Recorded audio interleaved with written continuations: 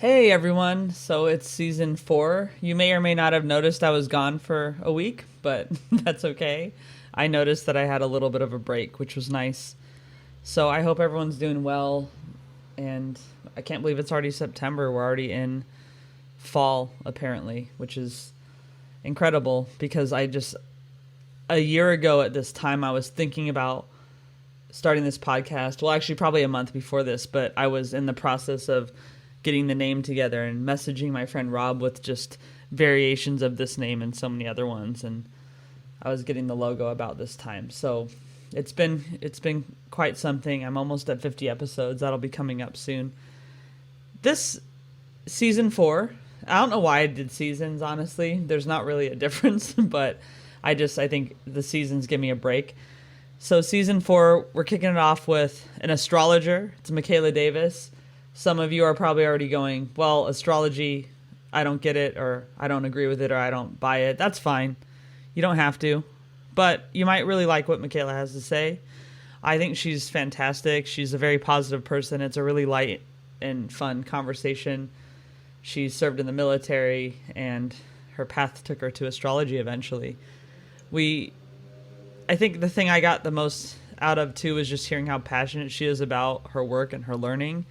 And I think that that's the thing that I find most inspirational in people, is that they're constantly learning and being curious and asking questions. And I just started school again about a week ago. I know a few of my classmates and I are all struggling with it. It's really hard. And I kind of forgot between spring and now how hard school was again. The last time I started school, of course, there had been a 20-year gap between them. Now it's just been a few months, but it's fun and it's good to be learning. So Makayla and I talk a lot about people changing, and just in editing, I kind of thought a lot about that, about how people change over time, and how even we talked a little bit about our wake-up times changing. And she was reading the 5 a.m. Club, a book about people getting up at 5 a.m., I guess. I still haven't looked it up because I don't get up at that time. I've been getting up at 6:30, which is too early lately for me, just because of how late I stay up. But I think there is this pressure sometimes, or this feeling that what we're doing isn't enough and it's not meeting societal expectations. I'm constantly dealing with that. I'm someone who will say I don't care what people think, but then I'll do a lot of things in my life based on what people think. And I don't know if anyone else feels that way, but I certainly do. And it was nice just to talk about that with her a little bit, just about kind of meeting yourself where you are. There's not a virtuous time to wake up in the morning, is the point. There's not a virtuous time to go to bed. It's just when you're doing that. And I had a thing recently with a friend noticing how late I was on WhatsApp and messaging me saying, "Oh, you're up." And it's just kind of like, it's not your business when I'm awake, and when I'm sleeping, unless there's a concern. But it made me feel really bad, like I shouldn't have been awake, but it was fine to be awake. And so I think that's one thing I want people to get out of this pre-episode chat, is just what you're doing is okay. I mean, as long as you're not hurting yourself or someone else. But if you're going to bed early or late and getting up early or late, that's okay. Because I just feel like that ends up being a point where people judge you, and it's so weird. It's super weird. So I want you to enjoy this episode with Makayla. I would love for people to share the podcast, follow, like. I want to get some nominations for this podcast award, so if you're interested in helping out with that, just contact me at morethanworkpod@gmail.com, or if you know me, you know many other ways to contact me as well.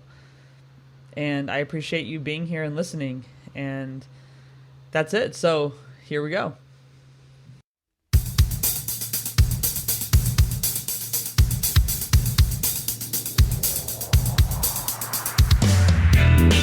Welcome to More Than Work, the podcast reminding you that your self-worth is defined by more than your job title. I'm Rabia, an IT project manager, comedian, nonprofit volunteer, and sometimes activist. Every week, I'll chat with a guest about pursuing passions outside of work or creating meaningful opportunities inside the workplace. As you listen, I hope you'll be inspired to do the same. Here we go.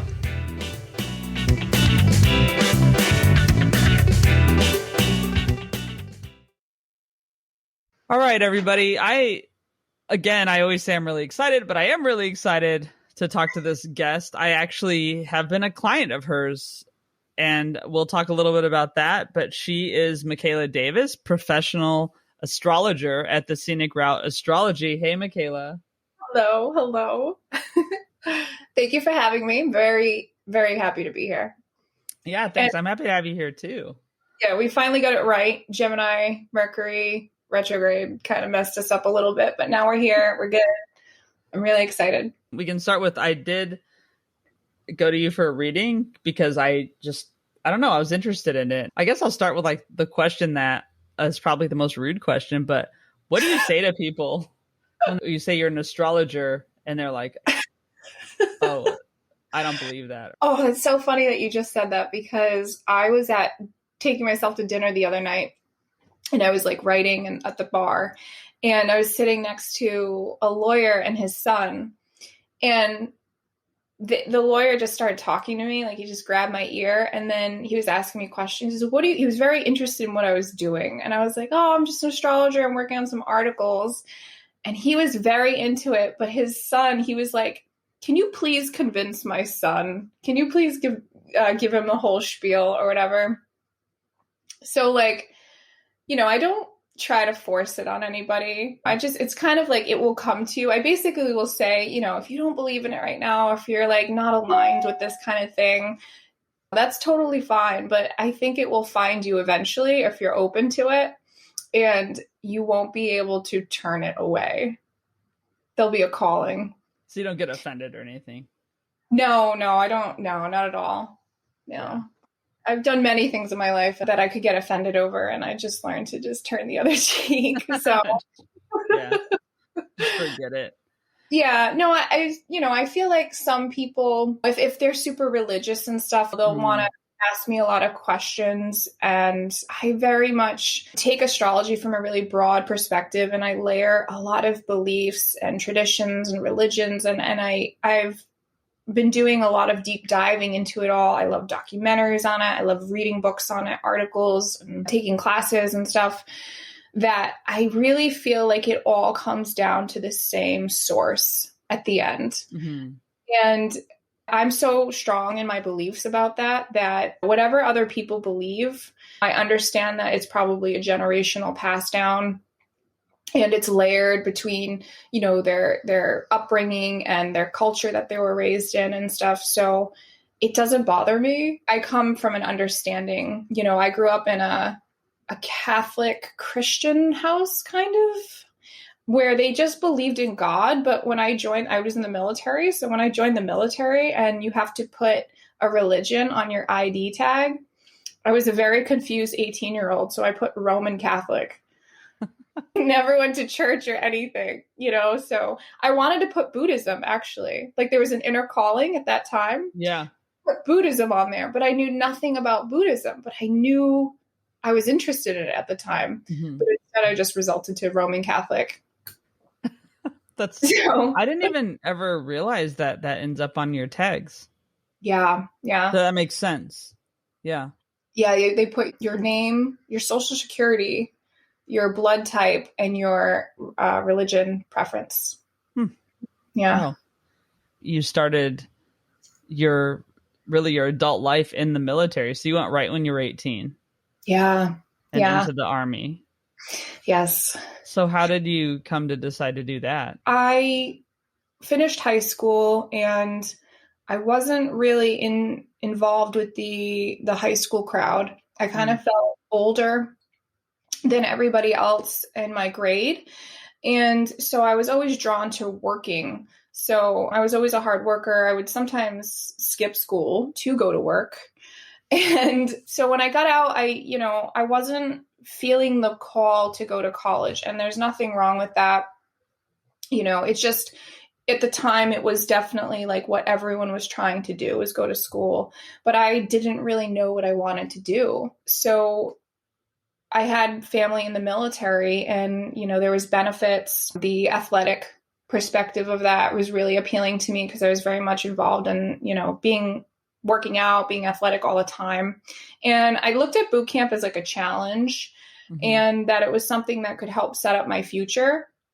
So I knew I didn't want to go active duty. So I ended up joining the National Guard. But yeah, I was ready. I was getting out of a breakup, and like my little 18-year-old heart was broken, and I just wanted to get away. So I joined. Yeah. And it was good. It was a life-changing 11 weeks in boot camp. My family very much prepped me for what was to come. Boot camp was hard, don't get me wrong, but my drill sergeants were hilarious. Very sarcastic, and that is their job, is to like make you miserable but also be funny. Yeah. So, yeah. Oh, that's cool. And so how long did you stay in? 7 years total. Wow. Yeah. Wow, that's something. I mean, just the fact that, you know, you kind of, that ended up being a good path for you, and then you stayed in that long as well. Because is it 4 years, right? Is like the minimum, basically? Yeah. If you go active duty, it's 4. If you go guard or reserve, it's 6 years. And then I ended up re-enlisting. I was getting promoted, so I stayed another year. And I probably would have kept going, but at the time I was in a serious relationship, and he had the opportunity to go to China for work. So I ended up finishing my contract and then moving to China with him for a year. So, you know, the military was really, really good for teaching me about leadership, teamwork, team building, working hard, survival techniques and tactics, and really learning how to maintain control over yourself in uncontrollable situations, or what they seem like are uncontrollable. It's really, really good life skills that you can apply throughout anything in your entire life. I made a lot of good friends and connections during my years in that as well. So, but it was time for me to go, and I felt the shift. So my unit was getting ready to deploy to Afghanistan, but then the love of my life was moving to China. It was like very much a crossroads, but I ended up in China. When you were in the National Guard, did you end up in the U.S. only, or did you end up going out to other places? In the U.S. Yeah. Yeah. All over the U.S. though, but yeah. Yeah. How was that lifestyle? I mean, just, you probably had to move whenever you were told, I assume, or did you have a choice about that? No, because with the National Guard, you are stationed at your home base, so whatever state that you joined in. So I was stationed in Massachusetts. I live in Rhode Island now, but I was stationed in Massachusetts, and we did a lot of trips. Like they were like longer work trips, and you could sign up for them and you would get paid active duty because you would be on, you know, quote unquote active duty orders for X amount of weeks. So sometimes we would drive equipment to other units that, you know, in Wisconsin or in New York, Fort Drum or New Jersey, stuff like that. So you would have opportunities to work full time and basically get active duty pay, but while in the National Guard. So, you know, for anybody who wants to join the military still, I think the National Guard is a really good way to go, because you can get that active duty essence from it, but you don't have to do that full commitment if that's not like the lifestyle you want every day. Right. To be gone for months at a time. And did you ever think, oh, I wish I would have done something else, or were you happy to be doing that? So I went straight to college after high school, and it isn't until now, like 20 years later, that I'm starting to really focus on what I want to be doing. Oddly enough, you know, even though you're supposed to decide when you're 18. And so I think you gave yourself a little bit of space. Did you ever feel like, oh, I should have done something else? Or do you feel like that was the right thing? So I'm glad that I didn't go to school for myself, because my family didn't have the financial independence to help me with college. So, you know, and because I didn't know what I wanted to do, I was terrified of student loans. And I am glad that I went through those experiences. I definitely think that, you know, before we turn 29, we are reliving past karmic jobs that we've had. And so I'm an Aries sun in the 6th house. So now when I look at my chart, and I can explain why this makes sense, but now when I look at my chart, I understand, you know, why I was drawn to the military, and that it was about finishing up karmic debts. Like maybe I was a soldier, in the Roman wars back then, or, some kind of knight. I could be a knight in shining armor. But sun in the sixth house is a sun that came here to be of service to others. And because it's naturally ruled by Virgo, which you have, I think, natally in your chart. And so you're come here with a karmic feeling to be of service in some way. And Aries is very much of the fire cardinal sign, the warrior type of archetype. So I had a lot of Aryan energy that really needed to be put somewhere, like a lot of fire and a lot of fight in me. So it was the perfect space that I needed to like figure those things out and get the training that I wanted to get. And it was definitely stability, which I needed. I think I'm so grateful actually now, because it led me to where I am at now, and it was definitely a love-hate relationship sometimes in the military, because I think like any job, you can come into situations where people abuse their power. And so for the military, it's like that with rank, and people will try to abuse their rank. And if you're of a lower rank, you have to respect your authority. But I have a hard time with if people are wrong, like I'm going to tell them they're wrong, not doing the right thing, or, so, which was it was a good and a bad thing. When I was in my younger years of my military career, they'd be like, Davis, do more push-ups. My mouth would get me in trouble. But then as the years progressed, they were like, well, you're a really great leader. We're going to promote you because you're going to do the right thing and you're going to get the job done. So it was definitely a growing experience. Yeah. Yeah. Yeah. No, it sounds like, it's one of those things where I think the people who do go and do that, they end up with this invaluable experience overall that definitely does change how they look at things going forward and how they like handle issues, like you said. So then how was China, that experience of living in China? Because that's really going from where were you in Massachusetts to China. That's very different. It was so different. And I'd never been out of the country before. Wow. That's really jumping into the international travel, moving to China. Like out of all countries. And I never thought I would be in China. So China, I know that, China's getting a lot of bad hype right now.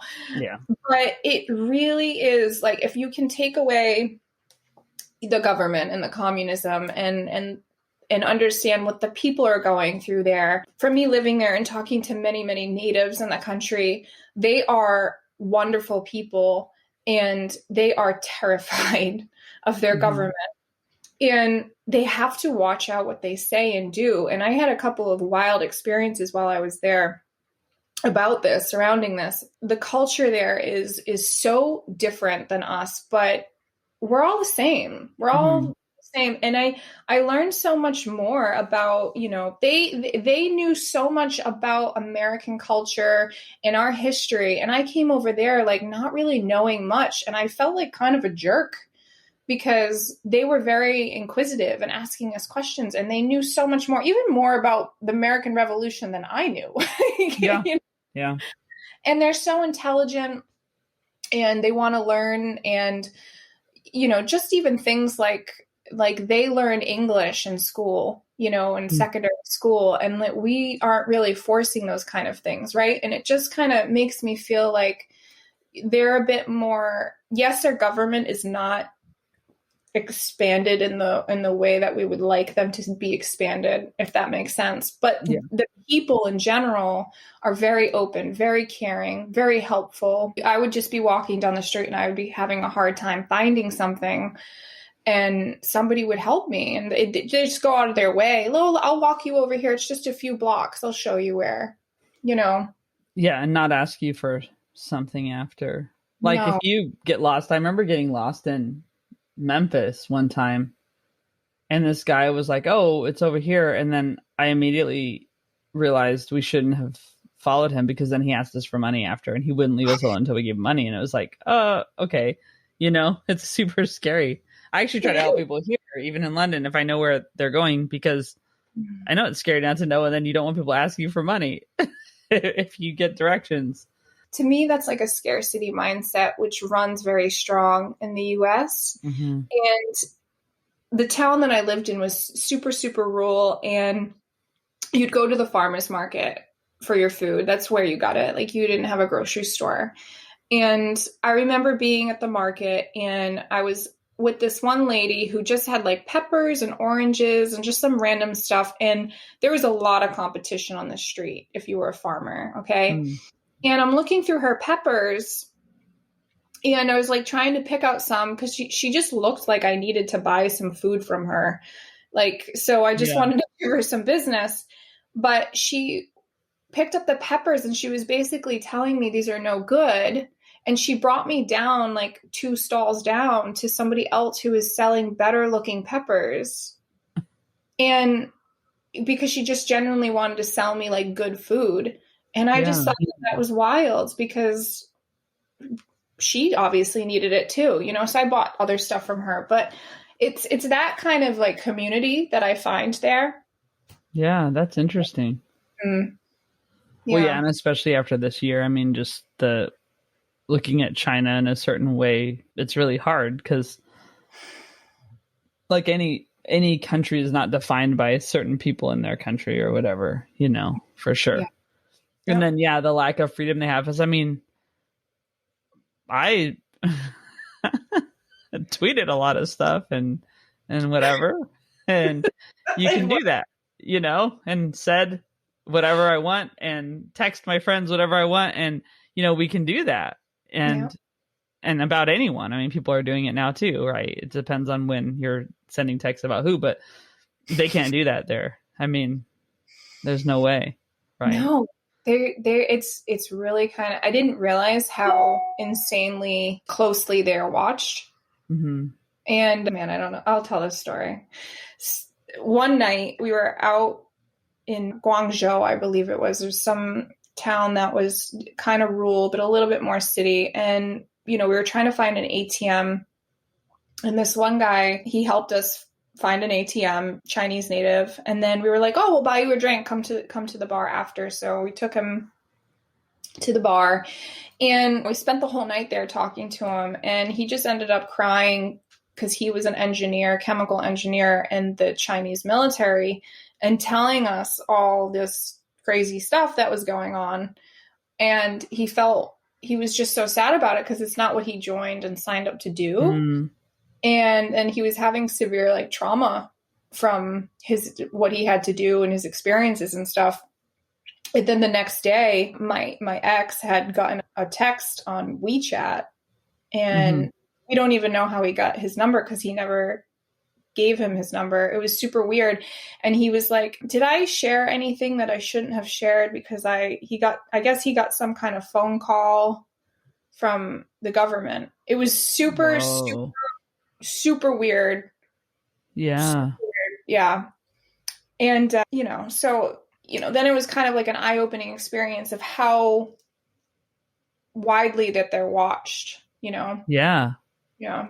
Yeah, that's so terrifying. I mean, it's bad enough for us that, you know, Amazon and Google and whatever and Facebook and all them are watching us essentially, right? And like we talk about something, and I'm sure tomorrow I'll get served an ad about China, like travel to China or something now at this point. But like, yeah, you know, but that's not even the government. That's just like kind of things we opted into unwittingly. But man, that's nuts. So like, and it's interesting that you hadn't traveled anywhere. So you were 27, hadn't gone out of the country. And I think that's the case with a lot of people. I mean, I feel very privileged that I've been out of the country so many times, like, and I haven't even been out that much compared to others. But what do you think, like, have you been out of the country since then to travel?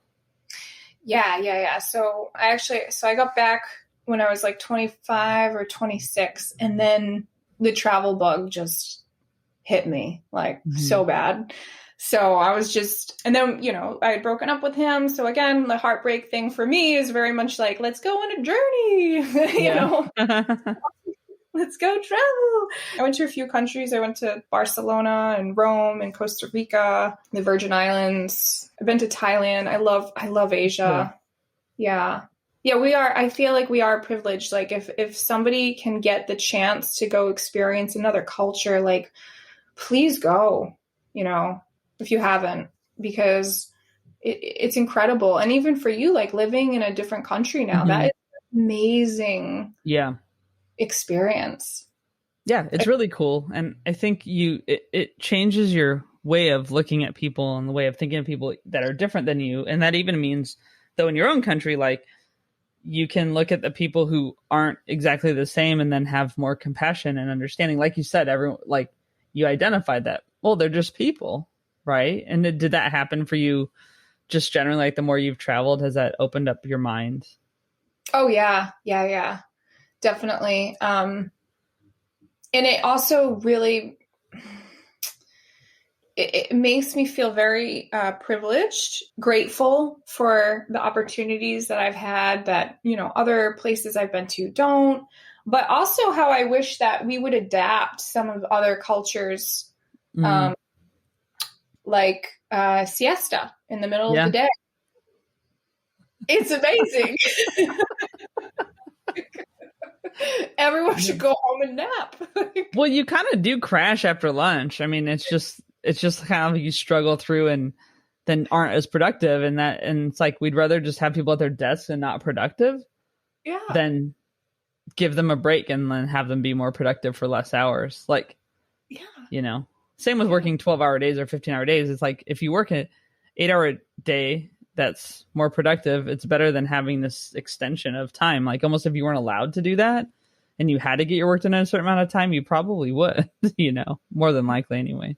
Yeah. I mean, it's, you know, that happy wife, happy life saying. It could go the same with your employees, like happy employees, happy business. I don't know, work on that slogan, but like, it's, you know, like people, every single one of us, we're not workhorses all the time, you know? And like I can study this. I can be in the chart and look at the chart and be like, okay, you're going to go through like a 2.5 year Virgo period, and you're going to have a lot of energy to go and do all the work that you need to do. But then you can go through a Pisces transit where you really need to focus more on your body and what your body's telling you. And sometimes your body is literally going to tell you to take a nap, because when you get up from that nap, you're probably going to have some incredible downloads or insight because you're refreshed, regenerized.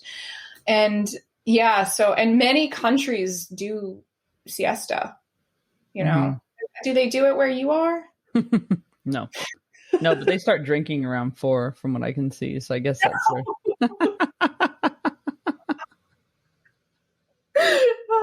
That's funny. So it's they go to bed earlier, I guess. Yeah. So you did all this, and then what brought you into astrology? I mean, now it's definitely part of your life, and well, it's your work, I know, but also you have been able to see yourself differently in your life differently, even as you're describing it now. So what brought you into that?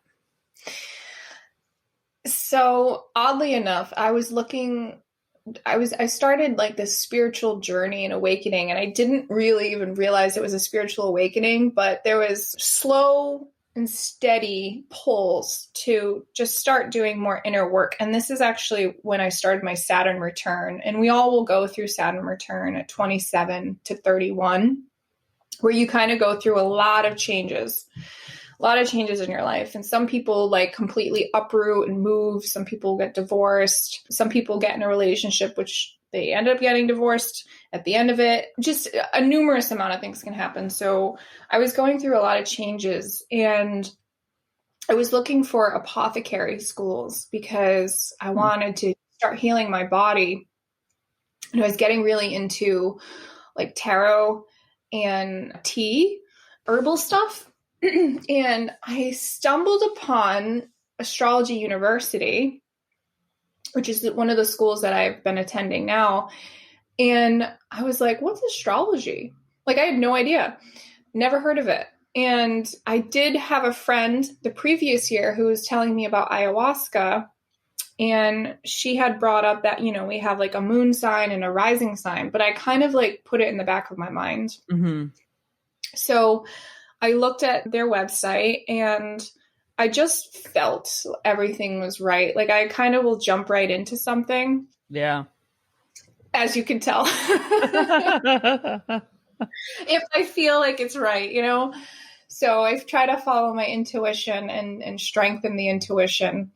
And I have not looked back since. And since I started astrology school and working in it and then reading charts and working with clients and even timing stuff with like my friends, my best friends' lives, there's so much synchronicity that happens between the celestial movements in the sky and what happens for us down here on Earth that I didn't need any more proof because I was constantly seeing it show up. And I study like a bunch of different techniques. Like I study Hellenistic, I deeply study evolutionary now, Western traditional, and because you can come at it from a bunch of different approaches and, psychological. And the healing that I've been able to do while incorporating it into my life was so profound. It was like therapy of a year in like one session, right? It just has the ability to like speed everything up and get clarity around your purpose. And it was just so life-changing for me. And I had so many amazing, beautiful moments that I knew it had to be incorporated in every piece of my life. It's like a way of life for me. Yeah. How long did it take you to grasp the concepts? And I mean, I know you're constantly learning, but initially, how long did that take for you to understand? Because I know a lot of people, and I've done it. I haven't done it in a while, but I know the first of every month, like Susan Davis, or is that her name? This astrology lady? That's like a congresswoman's name when I was young. There was some lady. I'm like, I don't know who that is. There was some astrology.com. I don't know what that lady's name is now. Anyway, that was really weird. But it'll come to me at some point. I'll look it up. But there was like, Astrology Zone. What is her name? I'm going to find out what this lady's name is really quick. Susan Miller. All right. Susan Miller. Not Davis. Whatever. Shout out to a congresswoman, I guess. But come to astrology reading. But I remember like a couple of my friends would swear by it. Like, I'll read the first of the month. But I would just read it and then be like, well, I don't know what this lady's talking about, because she would get in all this technical stuff. And so, how did you approach learning about it, I guess? Because it seems overwhelming. It can be super overwhelming for people, totally. And you can so I have a few areas to hit with this. So you can come at it from any direction you want, okay? And then you can go down a rabbit hole in research, which can be fun, but then it can overload your brain. So I think if like somebody is new and they're coming in and they're really interested, to invest in a course, like a foundations course. And I'm working on a course actually called Mama Moons, where I'm going to help people understand what the moon sign means for you, other people's moon signs, and then how that can show up in your day-to-day life, in the synchronistic changes with the moon, the full moon and new moons that we have every month, like a really practical approach so that you can start understanding your emotional body in your ancestral past, how you relate, how you nurture yourself, what you need for security, and things like that. So, I would find a course, whether it was like on the sun or the moon or the rising or all three, whatever you can handle, and come at it from that approach and allow yourself to have time to digest things as well, because it is so much to cover and there's so much to learn. And I was in a position where I wasn't working for like 2 years. So I was able to study like I was in med school for 8 hours a day. And I just fully immersed myself in it. And there's a lot of books. I can recommend The Inner Sky by Stephen Forrest. That's a really, really good book to get somebody started. And also pulling up your natal chart and just kind of poking around at it and getting to know the glyphs of the signs and the planets. And I would really start from there. But I would start, you could start with the basic three, the sun, the moon, and the rising, and just online research, book research, looking at what the sign means, and then seeing how you resonate with the archetype of that sign as well. And then start to notice themes in your life and picking up themes in your life that you'll connect with, right? Like you'll connect with, oh, okay, I Scorpio rising, like I, like to know other people's secrets. I like to really know the truth, right? I don't really want to tell you my secrets, but I want you to tell me yours. I'm going to penetrate you and dig in deeper and get you to tell me your deepest, darkest soul. They're the, truth diggers. They're very emotionally intelligent, but they can be very guarded up, stuff like that. So you start digging into your archetypes and start finding the correlations there. I also highly suggest seeing an astrologer and getting multiple astrology readings, because all these astrologers out there will have different backgrounds, different training, and it all kind of formulates together. Everyone's individual kind of background and training, no matter if they were an astrologer for 30 years or they were somebody like me who, dabbled in other things first and then became an astrologer. We all have these different life skills and techniques and experiences that we bring to our work. And, somebody like there's medical astrologers. There's Kira Sutherland is a great medical astrologer. And I think she's a nutritionist, like a certified nutritionist, right? So she will come at it from a very holistic nutritional approach, And then Kelly Surtees, which is one of our teachers in Astrology University, she is a psychologist and she does, I think, a lot of Hellenistic astrology. So she comes at it from an ancient Hellenistic approach with a psychology background. And I personally myself too, like I look at my own chart all the time. And I have 3 other astrologers that I work with that are my coaches. And they all have like, one's a predictive, one's like a very much coachy. She gets my fire, my ball running, and the other one's evolutionary. And he helps me uncover these inner wounds and the healing that I need. Astrology to me is such a good technique to just heal and to find direction and purpose and clarity and discover your own individuality.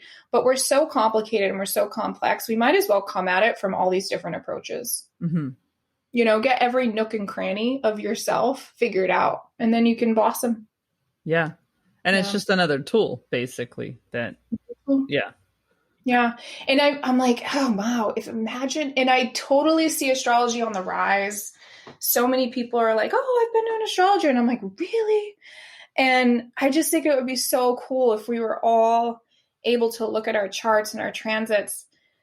Because when you look at somebody's chart and then you begin to understand it, you understand where they're coming from and you have acceptance for them. Even if you're like a very accepting person, you're able to even more be accepting of who they are or how they act or things like that, because you understand their archetypes. Oh, it's like the personality types thing. Everyone swears by Myers-Briggs. Even people put on dating apps, which I don't know. Or like then there's other, then there's like the Enneagram, right? Or something like that, where it's like your numbers. So, I mean, there's all different systems. I just feel like some of them, because someone named Myers or Briggs made it, like it seems more legit than what, what I mean? Like to business, for example. But maybe there's a case for, this system actually being informative about how to deal with people, because you do that a lot at work. You like they do a lot of that. Or there's DISC. There's all these different ones at work where you learn about your team, so you know how to talk to people, manage them. So it aligns with that, really. Yeah, it does. It really does. It's becoming a little bit more popular now for businesses to actually hire astrologers to help them with the team building in their corporations or whatever. And you can cast a chart for anything. Like you can cast a chart for the day that your cat was born, or your business officially started, officially came in LLC. You can pull a chart up for that. And that comes into like predictive techniques or timing techniques, horary astrology, stuff like that. And if you start to, if you believe in it, then you'll see the synchronizations of stuff. But yeah, I I think if businesses could start incorporating that into the workplace, then, you know, you might understand why this person can't produce the work that you need right away all the time for the next 2 years because they're having a Mars and Pisces transit and they need naps. You know, so or maybe they could understand that themselves. Like, I don't know, a lot of times if we don't understand the why or even the what about ourselves, it's hard to heal that. And there's different ways of finding that out, right? So yeah. It could be a number of ways, but you end up stuck in kind of a way of being or working because that's what you're supposed to do, because that's generally what's accepted. Yeah. I agree. I know. I like to tell people, why box yourself? Why limit yourself? You know, we're multidimensional human beings with so many complex layers, and we change and we're evolving our whole entire life. So something that worked 10 years ago might not work now. Yeah, for sure. No, I mean, I agree with that 100%. So how did you go from kind of just being curious about it, though, to actually deciding to make your own business? I really want to help people. And it's so rewarding if people can find clarity in a difficult situation.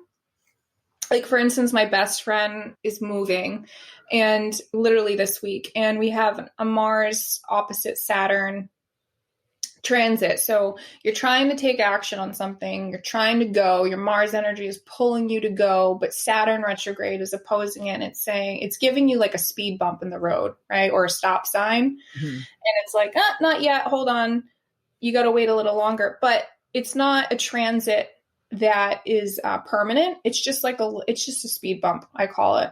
Mm-hmm. And I was looking at her chart yesterday, and I'm like, well, I feel like you're going to have some kind of hiccup or situation with like the money being transferred for your new house, because they transfer it to the bank so the bank can do whatever they do. Or, you know, with the mover is happening or something. You know, I was talking to her about her chart, and then literally 6 hours later, she texts me and she's like, you know, this is really annoying.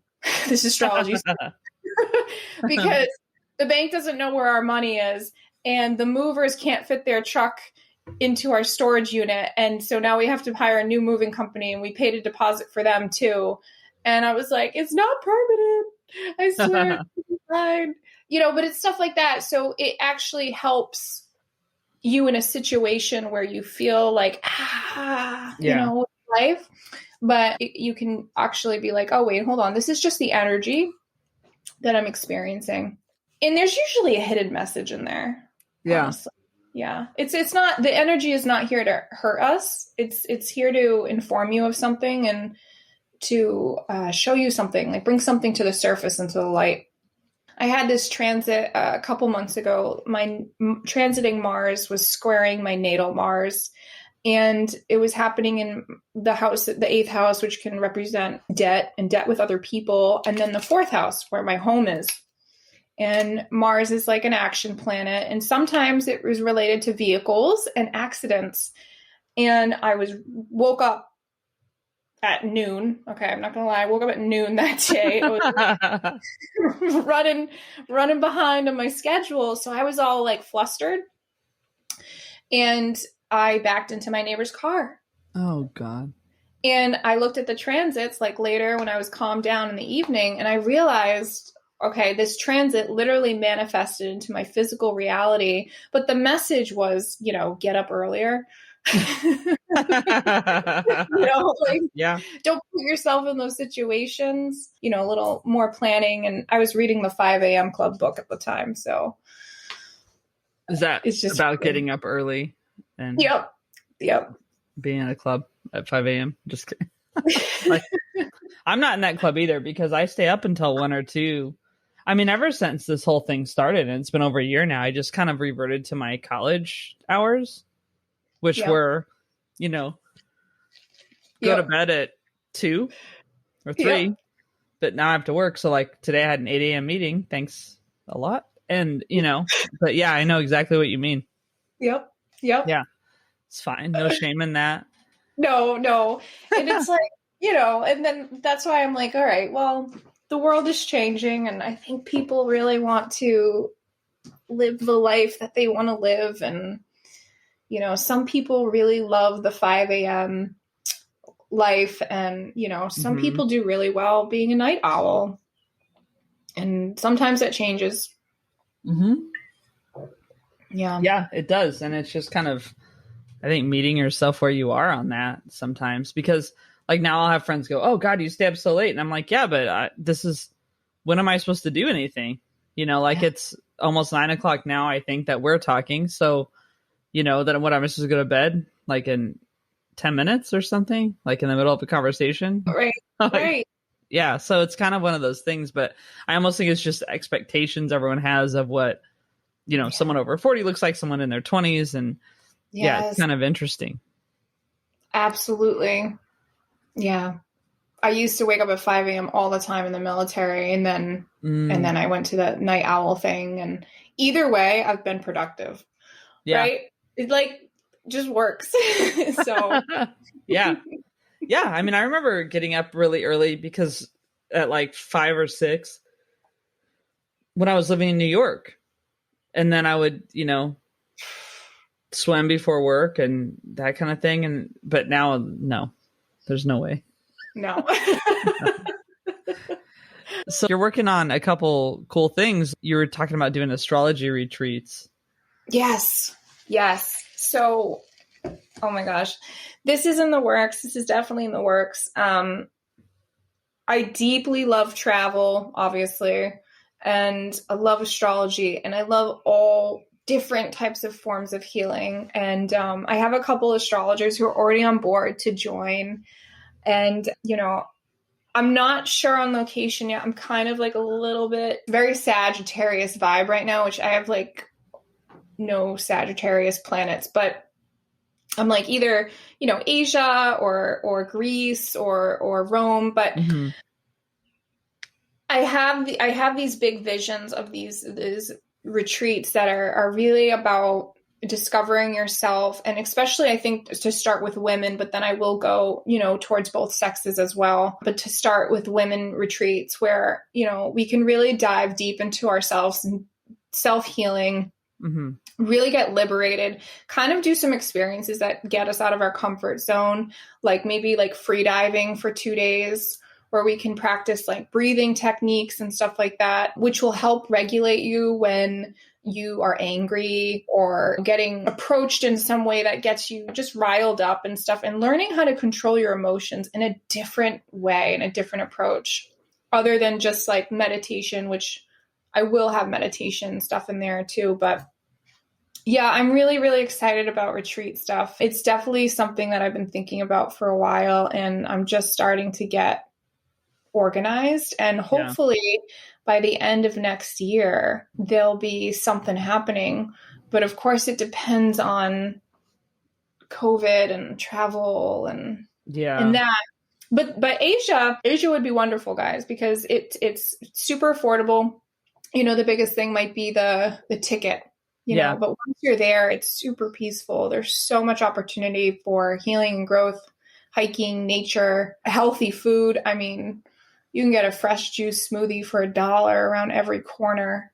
Yeah. You know, and here it's like $9, but it's like, and they'll just cut it up fresh for you right there. And it's like off the tree, you know? Yeah. Is that like in Thailand or something? Yes. They would, yeah. Have you been? No. It's my favorite place in the world. Yeah. No, it sounds great. And that sounds really cool. I mean, I've done a yoga retreat before, which I'm not really good at yoga, but it is fine. I mean, I can just do whatever position I want when I decide to tap out. Like, I'm one of those who I like, there are options. Thank you. You know?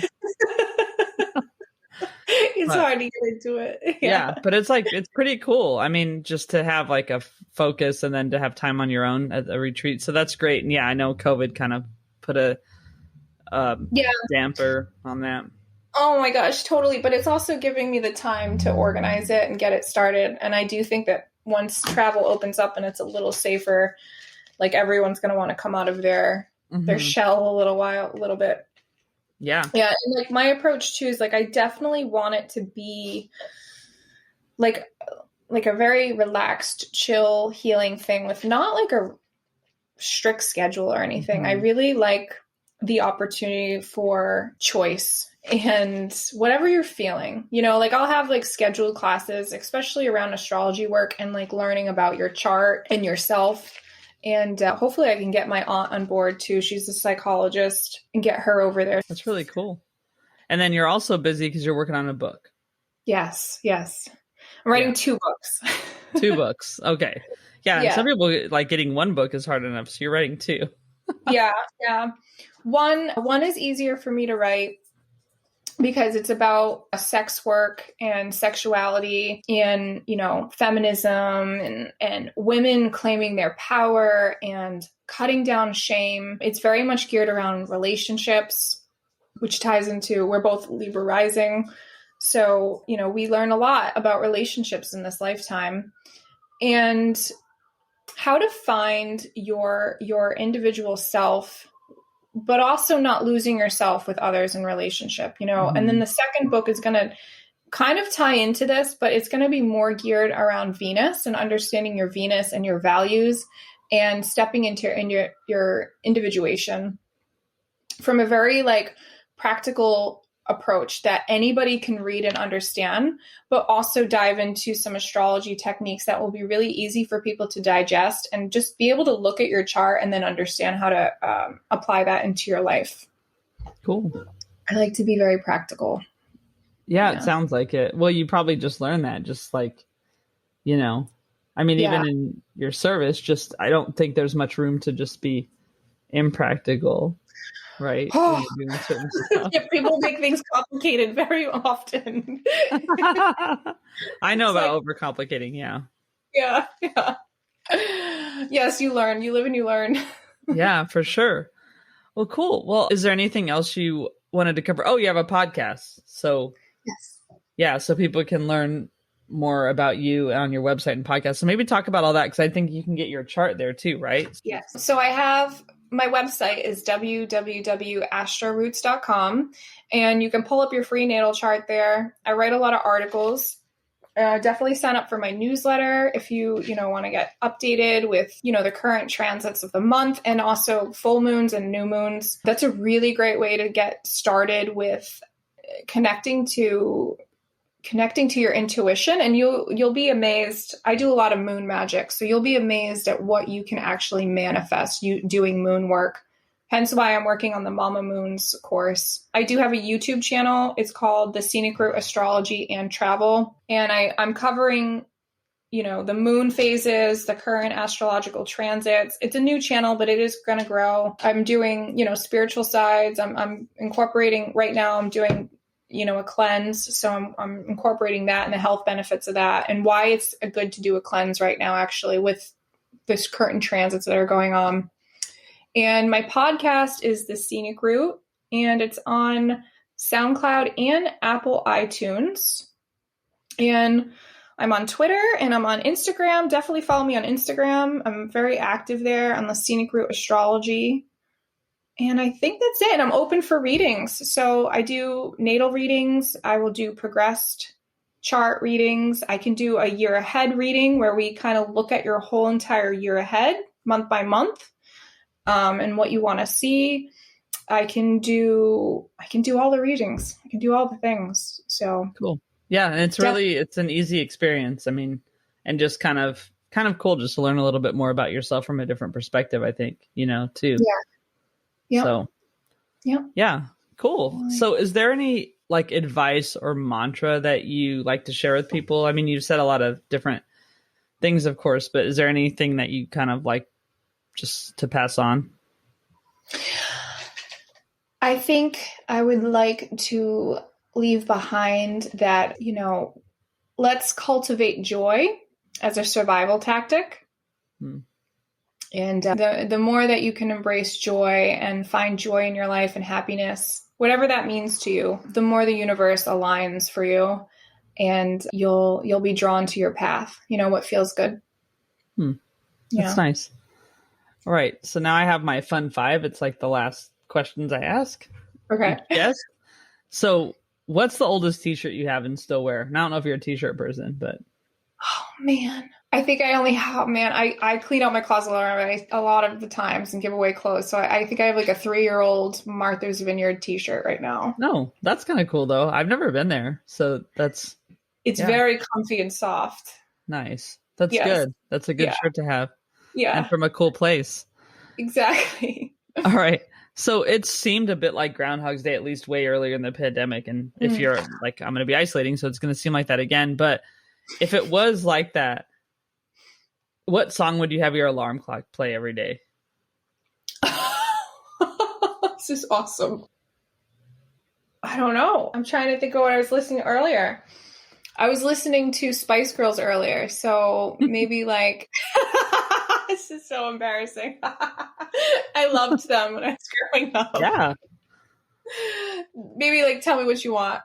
All right. That the name of it? Yeah. I think so. Yeah. Yeah. Well, I know which one you're talking about anyway. Tell me what you want, what you really want. Yeah. I mean, and oddly enough, over here, I think I don't think they're that made fun. Like, I think that's not embarrassing over here. Because they had like the Spice Girls musical here and everything. Like they did? They did previously, yeah. I missed that. Yeah, my friend told me she went. I love my them. Friends. Yeah. All right, coffee or tea or neither? Coffee. Yeah. All day. Any sort of way or? I don't do the dairy, but I do like a latte, an oat milk latte with vanilla or hazelnut. Yeah, all day. Yeah, great. All right. And can you think of a time like you just laughed so hard you cried and couldn't stop, or something that kind of makes you just laugh when you think of it? Yes, but I feel like it's inappropriate.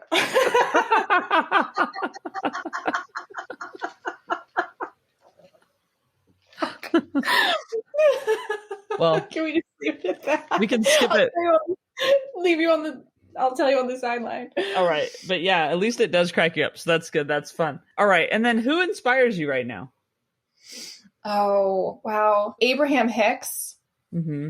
I love listening to her. I think she's hilarious. And she just makes me feel good every time. She's got a ton of stuff on YouTube, her books. I love Brene Brown's books. Yeah. And one of my teachers, Simon Vorster, he's definitely inspirational right now too. Cool. The work that he's doing in the world and the work that I'm doing now with him. So, yeah. Great. On a smaller scale. No, that's great. I mean, it's who inspires you. Well, thanks so much, Makayla. It's been a lot of fun, and thanks for sharing about yourself and what you're doing now. Appreciate it. Yeah. Thank you so much for having me. This is amazing. Great. Thanks.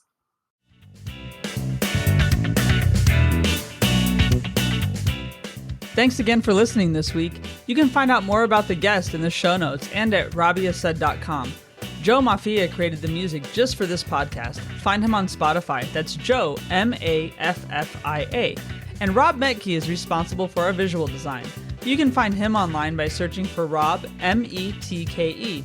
Thanks, Rob. Let me know who you'd like to hear from or about your own experiences defining yourself outside of work. Follow at More Than Work Pod or send a message on Facebook, Instagram, Twitter, or LinkedIn.